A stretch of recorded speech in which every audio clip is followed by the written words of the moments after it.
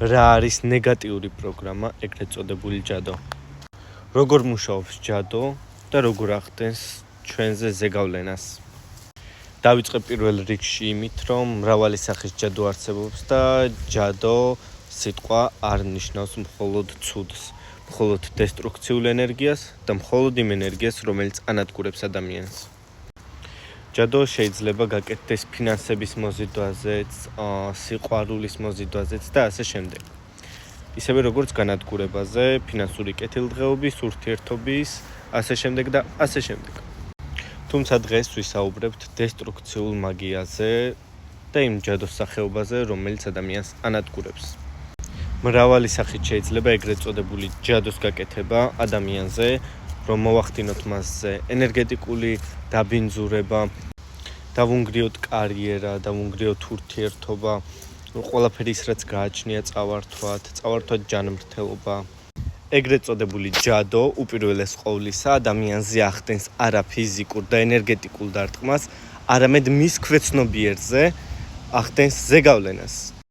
როდესაც კონკრეტული პრაქტიკა ტარდება ადამიანზე, ის უშუალოდ ილექება მის ქვეცნობიერში და ადამიანს აფიქრებინებს, რომ ის არის ცუდად, მას არ უმართლებს, ენგრევა ურთიერთობა, ენგრევა ფინანსები და ასე შემდეგ და ასე შემდეგ.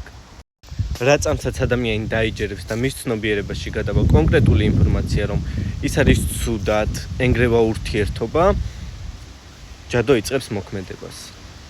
ჯადო იწყებს მოქმედებას უკვე ენერგეტიკულ დონეზე, ასუსტებს და ჭამს ადამიანის ენერგო ველს. და შესაბამისად, როდესაც ადამიანი არის დაბალ ვიბრაციებზე, იზიდავს იგივე მოვლენებს, რაც ეხება ამ დაბალ ვიბრაციებს. აი მაგალითად, თუ ადამიანი დაიწყებს იმაზე ფიქრს, რომ ის არის ცუდად, რომ მას არ უმართლებს და ეს უკვე ენერგეტიკულ დონეზე აისახება, მისი ენერგეტიკა სუსტდება, შესაბამისად იზიდავს იგივე მოვლენებს, რაზეც ფიქრობს. და ეს ჭეშმარიტია, ჩვენ ვართ ის, რასაც ვფიქრობთ. ეხლა შევაჯამოთ, როგორ მოქმედებს ჯადო.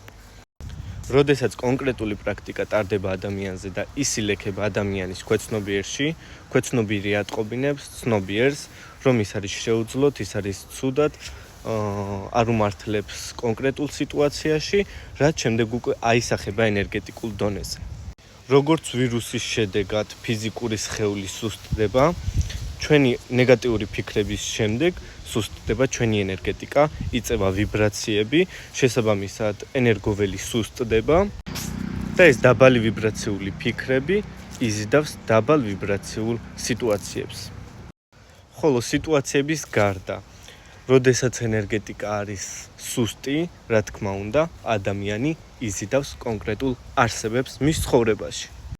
თუმცა მხოლოდ ამ პრინციპით არ მოქმედებს ჯადო, უამრავი სახის ჯადო არსებობს, მაგალითად ეგრეთ წოდებული ენერგეტიკული მატლების მიწებება ადამიანის ენერგეტიკაზე, რაც კიდევ სხვა საკითხი არის და ეს უფრო სასაფლაო მაგიას ეხება და თუ და გაინტერესებთ ამაზე ვიდეო, შემიძლია ამაზეც ჩავწერო ჩემი ცოდნით და კონკრეტული ადამიანების გამოცდილებით, ვინც მე მყოლია კლიენტი. ძალიან ბევრი საშუალება არსებობს კიდევ ერთხელ, რომ დაიცვათ თავი ენერგეტიკულ დონეზე, დაიცვათ თქვენი ენერგეტიკა, რა თქმა უნდა, ენერგეტიკის შემდეგ არის უკვე ფიზიკური სხეულიც, რადგან ჩვენ სამყაროში მხოლოდ 1% უკავია მატერიას, დანარჩენი 99% არის ენერგეტიკა. მეკიდროებით გემშვიდობებით, მეტი საინტერესო ინფორმაციისთვის გამომიწერეთ, დალაიქეთ ეს ვიდეო და მადლობას გიხდით.